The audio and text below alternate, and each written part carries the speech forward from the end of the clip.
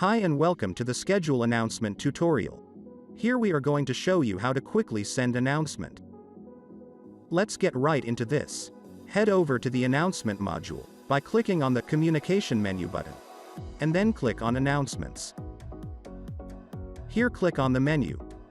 Then click on create announcement.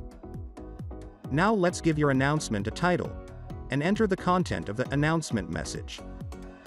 Here you can add tags. The tags, which are keywords or terms assigned to a piece of announcement to make it easier for it to be found again by browsing or searching. If you require, you can add links to other resources, so just go ahead and enter the title in the link and add any attachments. Select a category to associate your announcements. This can be something like team updates, projects, or arranging important meetings.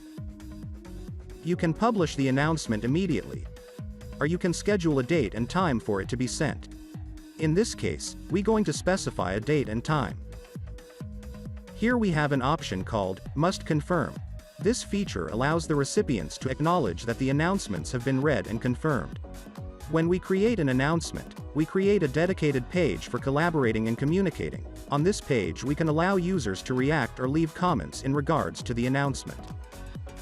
If you want to send a send email notification to all recipients, turn this switch on, and all recipients will receive an email and a push notification on the user's desktop.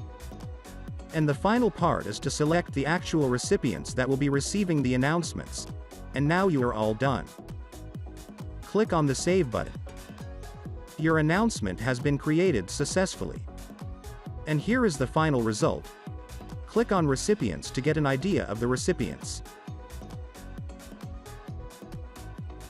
Hope you have learned how to send an announcement. Thank you for watching the video.